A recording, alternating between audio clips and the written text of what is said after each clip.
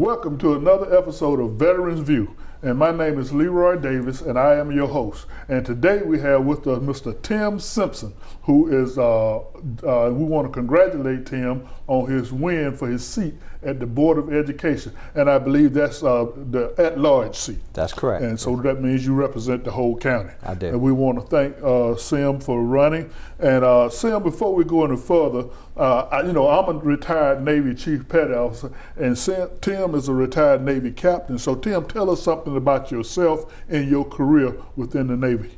Well, again, I spent 35 years in the Navy. I didn't realize you were a chief, but I can tell you that chiefs are the backbone of the Navy. They are what makes the Navy float and makes the Navy fly. Yep. I have a very great appreciation for Navy chiefs as a captain. I was prior enlisted 5 years as a CB, which stands for Construction Battalion. We work and we build things for the Navy. And then I was lucky enough to get a commission. Okay. And when I got my commission, 30 years later, they let me retire. Okay. So I was able to retire with 35 years of service and would filled all kinds of positions. I was a Navy commander where I was a commanding officer of a CB battalion. Mm-hmm. I got to serve in Afghanistan and Iraq in different capacities. My last job, I was actually on General Mattis's staff at CENTCOM in Tampa, where I was responsible for the construction of all the counter-narcotic construction in Central Asia. I'm married to Pam Simpson. She is a lifelong resident of Russell County. Okay. Her and her father lived in Hatchachubby. Her father and uncle were both mail carriers there for 30 years before their retirement. Again, we raised our children in Russell County. Both of them graduated from Russell County High School. And again, my children and my wife were with me the whole time through my Navy career. And my wife made the joke that one day she would like to be married to me longer than I was in the Navy. Okay. 35. So we have now passed that mark just this past 6 months. Okay. Well, so we've been married over 35 years, and that's how many years I spent in the Navy. Congratulations on your anniversary, belated congratulations. Tim, one of the things I always tell people, especially people on the show, is that I want to thank you because after you get through serving the military, and a lot of people don't understand, we go back to work for the state government or local government, and then we take the oath again to support and defend. In this case, you took the oath to support and defend the Constitution of the state of Alabama. So we are quite used to taking that oath. Can you tell us some of the things that, as a board member, that you are excited about, that you bring to the table, especially as a Navy veteran, what you bring to the table? Let the citizens know what you're looking forward to help ushering into the school district. Okay, great. Well, again, my campaign was children, community, and the future. And I really believe in that. In Russell County, my wife was the assistant high school principal for 5 years at Russell County High School. She then went on to be the principal of Ladonia Elementary for 5 years, and she's retired now and taking care of her dad. However, during that 5 years that she was principal and I was entering the retirement phase, we were able to offer to the kids of Ladonia, the children and the parents, an opportunity to go to Washington, D.C. And for those 5 years, we were able to take about 60 parents and children to Washington to show them the monuments, to show them all the things and what this great country is about. And we believe that that was an opportunity that they would have never got. Okay. So again, my goal again is the children first, and the community is how we can reach out to Russell County to let them know that, look, you have the best superintendent in the state of Alabama. You have some of the best teachers in the state of Alabama. And again, the perception that we have had in the past is something that we've moved on from. This board and this superintendent are progressive. We want to do the right thing. We want to see Russell County continue to grow and again produce students who will stay in Russell County. So that's our future. Our future is to take a child that can go through the elementary school system, go to high school, graduate, and either go into a technical field where they'll work in one of the great businesses we've got in the communities like mine, or they can go into college, local college, or even the state colleges, and then but come back to Russell County and be proud to be able to work and do the things that they need to do to help our community grow. So again, I'm pushing the children, the community, and the future. Okay, and I'm glad you mentioned that, because you know I do a lot of volunteer work in the county, and I have served in positions as head of the athletic booster program for Russell County High School, helping them in other things that they needed me to do. And now I'm on the Wiregrass Committee, and the Wiregrass is the RC&D Wiregrass, which it covers 10 counties from Russell County down through Dothan. Okay. And what my job is, I represent the county commissioners, and I go out and with the money that the Wiregrass have to offer for our county, try to get our schools to put in for grants for different projects. Mount Olive got a $2,000 grant for an outdoor classroom. Okay. So I would like to see you push that issue for these teachers and principals to start applying for these grants. This is money that the state gives us. It's not a whole lot sometimes. Sometimes it is. Sometimes we can give $4,000, $5,000. But whatever we give is something that the school system can use. So I would love to see that issue pushed. Sure. Because it's free money, and if you don't get it, somebody else is going to get it. So we like to see all three of our school systems, from the Russell County School District, the Phoenix City School District, and Glenwood, apply for those funds. So that's taxpayers' money, and we have it available to give. And that comes available in April when you apply for those kind of grants. So we like to see that push. One of the other things I want to talk about is your business, Brett and Simpson's and Incorporated. So can you tell us a little bit about that? Yeah, let me go back in history a little bit. When I first, I was the utility director for Phoenix City for 5 years when me and my wife moved from Birmingham. Like I said, my wife was from here.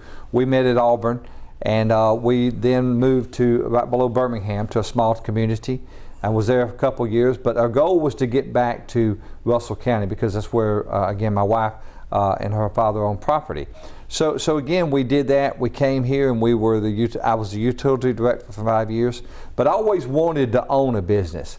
So a local surveyor by the name of Wayne Allen, who had developed many subdivisions here and was a surveyor, he was in need of an engineer. So after 5 years with the utility department, where we had some massive growth of extending infrastructure, painting water tanks, extending water lines, sewer lines, and all that, I still had the inkling to form that private business on my own.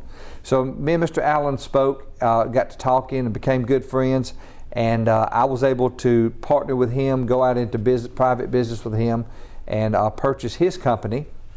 And we worked together as Allen Simpson for about 7 years. And we again continued to develop subdivisions, do percolation tests, do surveys, and then we started growing a lot more. Mr. Allen then retired, and I went for a couple of years without it. And then I met a guy by the name of George Barrett from Eufaula with Barrett Surveying. And Bill Barrett, Bill was my biggest competitor on all the projects. So one night we had dinner together, and I invited him up, him and his wife, with me and my wife, and we sit down, and I said, look, instead of competing, why don't we join forces and make a lot stronger company? So we did that, and for the last 15 years we've been running strong. These past 5 years have been unbelievable. We are now expanded out from a firm of about 20 employees. We now have 42 employees. We serve Alabama, Georgia, Florida, and Tennessee, where we have, with the company, we have 4 licensed professional engineers. We have 7 licensed land surveyors. And again, we provide all types of site development for commercial, residential. And again, we have always been involved in the community.